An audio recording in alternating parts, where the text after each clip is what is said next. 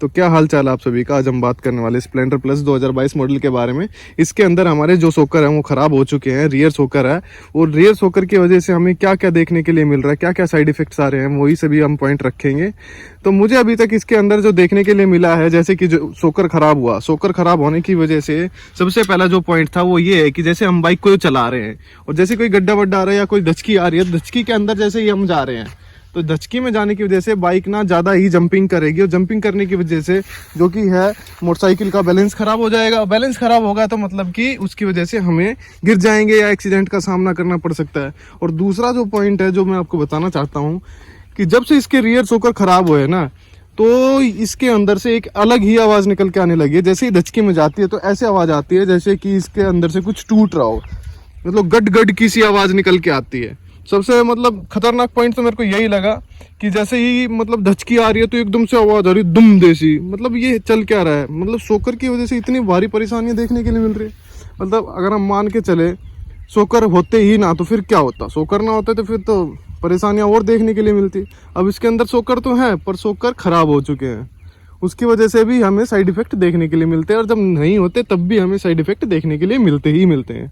और तीसरा पॉइंट जो मैं इसके अंदर आपको बताना चाहता हूँ कि जैसे सोकर है और वो सोकर खराब हो गया, जैसे ही बाइक धचकी में ही जाएगी तो प्रॉब्लम क्या आएगी कि जो इसका चैन सेट है वो चैन सेट, इसका जो चैन सेट का कवर है वो बैंड हो जाएगा, क्योंकि धचकी लगेगी तो वो कहीं ना कहीं से मुड़ेगा और मुड़ने की वजह से वो जो चैन सेट है वो चैन कवर के ऊपर लगेगा। मतलब जो चैन है वो चैन कवर के ऊपर लगेगी और चैन मतलब कि आवाज़ करने लगेगी और उसकी वजह से जो हमारी चैन सेट की जो आगे वाली इंजन से जो वो चैन जुड़ी होती है उसके अंदर भी हमें परेशानियां देखने के लिए मिलती है। जैसे कि गियर निकालने में परेशानी हो गई, गियर फंसने लग गए, चैन बजने लग गई। मतलब इतनी सारी परेशानियां हैं सिर्फ और सिर्फ एक सोकर की वजह से।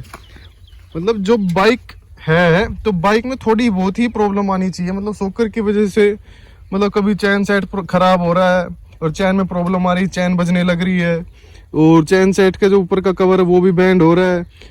मतलब बैलेंस तक ठीक था कि बैलेंस खराब हो रहा है, जंपिंग हो रही है, ये सब ठीक था, बट ये कुछ ज़्यादा ही हो रहा है कि जैसे चैन सेट में भी दिक्कत आने लग गई। मेरे हिसाब से यार ये बहुत ही ज़्यादा मतलब बहुत ही भारी दिक्कत है। अगर हम इसको ठीक नहीं करवाएंगे ना तो बाइक में प्रॉब्लम ही प्रॉब्लम आने की, मतलब दिक्कत ही दिक्कत आएगी। तो इसको अगर किसी की बाइक में दिक्कत है या नहीं है और कभी भी इन फ्यूचर कोई भी जैसे इस चीज़ को फेस करे तो अपने भाई सोकर को ठीक कराएं जल्दी से जल्दी। अगर आप ठीक नहीं कराओगे तो एक्सीडेंट होने के चांसेस बहुत ज़्यादा है। और वैसे भी फैमिली वाले बंदे इस बाइक को बहुत चलाते हैं। जैसे कि वही हस्बैंड मतलब बोलते हैं ना, कोई आदमी अपनी बीवी को लेके जा रहा है तो धचकी वचकी आएगी तो ये बाइक ऐसे ही बहुत ज़्यादा जंपिंग करेगी जिसकी वजह से एक्सीडेंट होने के चांसेस ज़्यादा है। तो अपनी फैमिली का ख्याल रखें और इन छोटी मोटी चीज़ों को लेकर ना कंसर्न दीजिए और इनको इग्नोर ना करें। इग्नोर करोगे तो कोई ना कोई आपको साइड इफेक्ट देखने के लिए मिलेगा जो कि अच्छा नहीं होता फ्यूचर के लिए।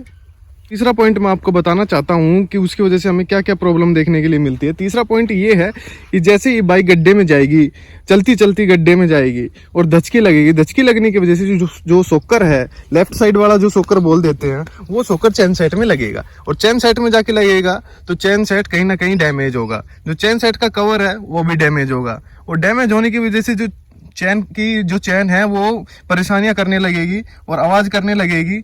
मेरे हिसाब से मतलब बहुत ज़्यादा परेशानियां होंगी। और जो आगे की तरफ ये जो चैन की यहाँ पे मतलब चैन जो आगे गिरा रही होती है उस पर भी दिक्कत आएगी, गियर निकालने में दिक्कत आएगी, गियर डालने में दिक्कत आएगी। ये सब प्रॉब्लम ना सिर्फ एक ये रियर सोकर खराब होने की वजह से ही प्रॉब्लम आती है। मैं आपको बता दूं कि ये रियर सोकर इतने इंपॉर्टेंट है ना बाइक के लिए। आप अगर इनको इग्नोर करोगे ना तो ये बाइक आपको इग्नोर कर देगी, क्योंकि ये खर्चे का घर बन जाएगी। एक तो ये मतलब खर्चा है नहीं वैसे इस बाइक में, अगर मतलब जो मेन पॉइंट है, मेन चीजें हैं, आप उनको मेंटेनेंस नहीं कराएंगे ना तो ये बाइक आपके लिए एक चलता फिरता ये लगा लो खर्चे का घर है अगर आप इसको ठीक नहीं कराओगे। तो मेरा मानना ये है अगर कोई भी बाइक हो, कोई भी कार हो, अगर उसमें कोई भी प्रॉब्लम आ रही है, छोटी से छोटी प्रॉब्लम आ रही है तो उसको जल्दी से जल्दी ठीक कराएं। इन सब चीज़ों को इग्नोर ना करें। अगर आप इग्नोर करोगे, इग्नोर करने की वजह से आपको इन सब चीज़ों का सामना करना पड़ेगा और आप फिर मतलब पैसे पे पैसा लगाते ही रहेंगे बाइक के अंदर। तो ये एडवाइस मान लो या टिप्स मान लो, ये कुछ भी मान लो या एक भाईचारे की सलाह मान लो, अगर कुछ भी चीज़ खराब हो रही है तो आप उसको जल्दी से जल्दी ठीक कराओ। जैसे सोकर है, सोकर को तो ठीक कराना ही पड़ेगा, अगर नहीं कराओगे तो आपको बहुत सी चीज़ों का सामना करना पड़ सकता है इन फ्यूचर। मैं ये नहीं बोल रहा कि खुद से कुछ बोल दूंगा तो फिर सही नहीं है। अगर आप उन चीज़ों को फेस करोगे ना तभी आपको पता चलेगा। तो आप इन सब चीज़ों का ध्यान रखें और सोकर चेंज कराएं या कुछ भी प्रॉब्लम हो उन सब चीज़ों को चेंज कराएं। और वीडियो अच्छी लगी हो तो चैनल को सब्सक्राइब करें और वीडियो को लाइक करें। Thank you.